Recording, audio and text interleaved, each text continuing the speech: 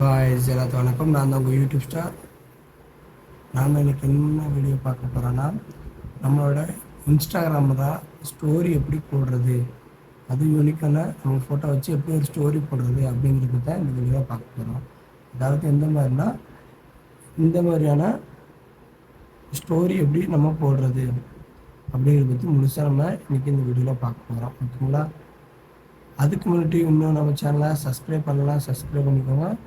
மற்றும் கூடவே இருக்கும் பெல் ஐக்கனை கிளிக் பண்ணிக்கோங்க. அப்போ தான் நம்ம சேனலில் வர்ற ஒவ்வொரு வீடியோவும் உங்களுக்கு நோட்டிஃபிகேஷனாக வரும். வாங்க வீடியோக்குள்ளே போகலாம். நான் இந்த ஃபோட்டோவோட ஃப்ரீ செட் வந்து கீழே டிஸ்கிரிப்ஷனில் கொடுத்துருக்குறேன்.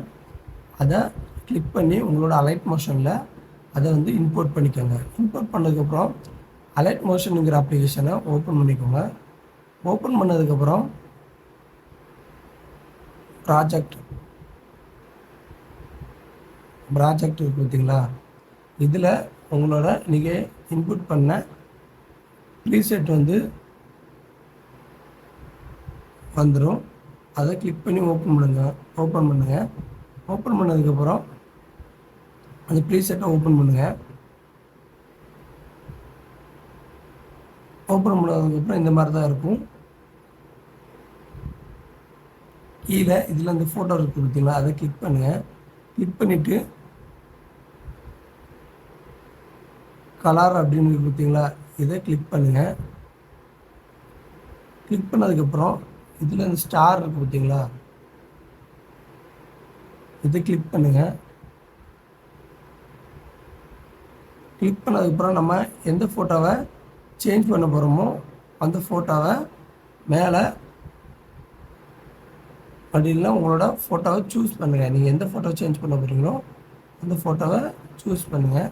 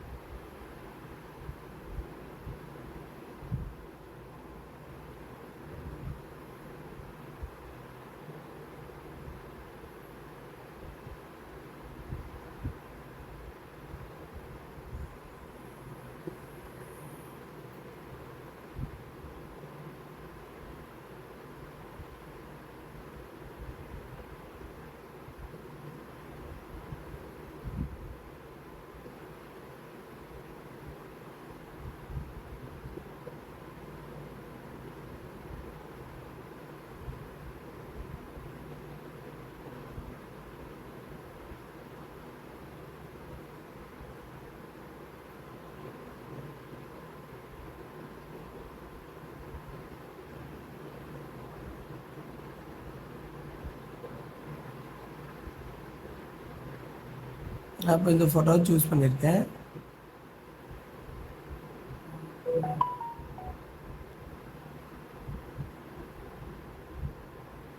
ஓகேங்களா? உங்கள் ஃபோட்டோவை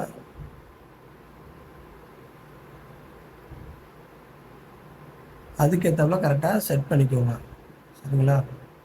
செட் பண்ணிவிட்டு பேக் வந்துக்கோங்க. பேக் வந்துட்டு இதில் சைடில் நேம் இருக்குது பார்த்தீங்களா, அந்த நேமை கிளிக் பண்ணுங்கள். கிளிக் பண்ணிவிட்டு எடிட் டெக்ஸ்ட் அப்படின்னு இருக்கும், அதை கிளிக் பண்ணிங்கன்னா அந்த நேம் வந்து சேஞ்ச் பண்ணிக்கலாம். சரிங்களா? இதே மாதிரி தான் நம்மளோட 4 ப்ரீசெட்டோட லிங்க்கும் கீழே டிஸ்கிரிப்ஷனில் கொடுத்துருக்குறேன். இதே மாதிரி தான் அந்த 4லையுமே ஃபோட்டோ சேஞ்ச் பண்ணிக்கலாம். சரிங்களா? ஃபோட்டோவை சேஞ்ச் பண்ணணும் முடியல அப்படின்னா கீழே கமெண்ட் பண்ணுங்கள். சரிங்களா? இதுக்கப்புறம் மேலே எக்ஸ்போர்ட் அப்படிங்கிற ஆப்ஷன் இருக்குது பார்த்தீங்களா, இதை கிளிக் பண்ணுங்கள். அதை கிளிக் பண்ணி உங்களுக்கு ஃபோட்டோ எந்த ஃபார்மேட்டில் வேணுமோ அதுக்கேற்றப்பல கன்வெர்ட் பண்ணி எக்ஸ்போர்ட் பண்ணி இமேஜை சேவ் பண்ணிக்கோங்க. சரிங்களா? சேவ்னு கொடுத்தா கேலரியில் சேவ் ஆகிடும். சரிங்களா?